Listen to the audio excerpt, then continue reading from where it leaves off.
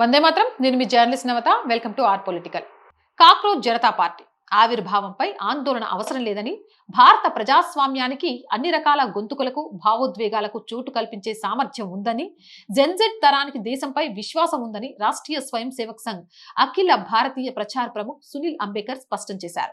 భారతదేశం ప్రజాస్వామ్య ప్రక్రియలను అనుసరిస్తుందని, పారదర్శక ఎన్నికలను నిర్వహిస్తుందని, సోషల్ మీడియాతో సహా స్వేచ్ఛాయుత మీడియా వాతావరణం ఉందని తెలిపారు. సిజేపీ దృగ్విషయంపై అడిగిన ప్రశ్నకు సమాధానమిస్తూ, ప్రజాస్వామ్యంలో ఏ చర్చను ప్రజలు కలిగి ఉండే వ్యక్తపరిచే వివిధ అభిప్రాయాలను ఒక షాక్ లాగా చూడకూడదని నేను భావిస్తున్నానని తెలిపారు.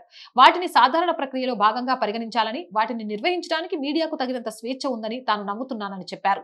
రాజకీయ పార్టీలు ఉన్నాయని, సమర్థవంతంగా కూడా ఉన్నాయని పేర్కొంటూ, మన సంస్థలలో ఏది బలహీనంగా లేదని ఆయన స్పష్టం చేశారు. మన ప్రజల శక్తి, మన ప్రజాస్వామ్యం బలంగా ఉన్నాయి.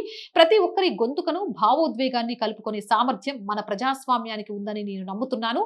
ప్రజలు దానిని విశ్వసించాలి. ఆర్ఎస్ఎస్ కి దానిపై పూర్తి విశ్వాసం ఉంది అని చెప్పారు.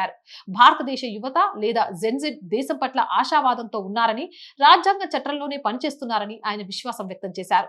భారతదేశ యువత లేదా జెన్జెడ్ చాలా ఆశావాదంతో ఉన్నారు, దేశంపై గొప్ప విశ్వాసం కలిగి ఉన్నారు, వారు రాజ్యాంగ చట్టంలోనే పనిచేస్తారు అని ఆయన పేర్కొన్నారు. ప్రజాస్వామ్యంలో వివిధ సమస్యలు తలెత్తుతాయి, వాటిని పరిష్కరించడానికి ప్రజాస్వామ్య మార్గాలు ఉన్నాయని ఆయన వివరించారు.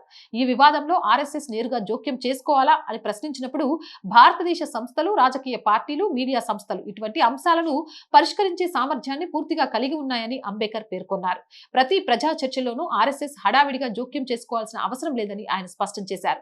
వివాదాలు, ఆందోళనలను పరిష్కరించడానికి ఇప్పటికే ప్రజాస్వామ్య యంత్రాంగాలు అందుబాటులో ఉన్నాయని తెలిపారు.